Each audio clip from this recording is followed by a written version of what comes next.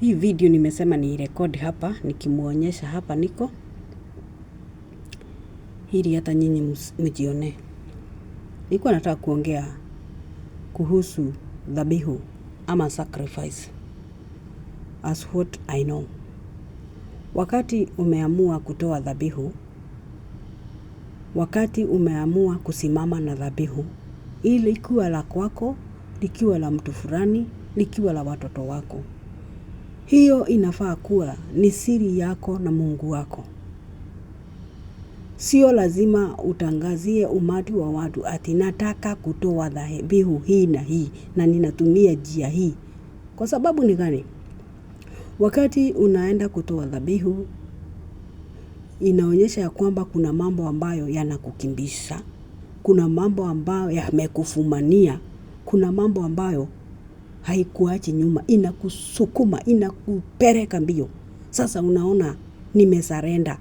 Na wakati unaona mtu akiamua kutoa dhabihu, ni wakati mtu ameomba, amefunga, amejinyima, hakuna kile ambacho kinawezekana. Sasa inafika hii kiwango ya kusema I must do my sacrifice. Na sacrifice ni kitu ambacho kinakuwa na nguvu, ni kitu ambacho kinatetea mtu, kitu ambacho kinakuwa na nguvu zaidi. Na sio watu wengi ambao tunafanikiwa kusimama na madhabahu, kusimama na dhabihu.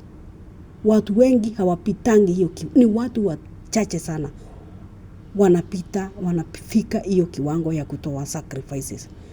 For example, ukienda kwa waganga ama uende kwa wachawi, ukienda ukiwa na shinda lolote, unakuta ya kwamba unaambiwa lazima sacrifice. Umeshaikaa ukajiuliza hii sacrifice inaitishwa ni ya nini? Na sababu yake ni nini? Wakati waganga wanaitisha sacrifices, leta kuku, leta mbuzi, kuku ya green, kuku, leta nyoka, mayai ya nyoka, sijui lete maziwa ya chura.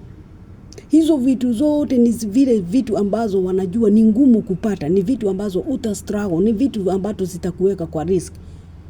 Kwa sababu ukiitishwa maziwa ya shimba, utaitoa wapi?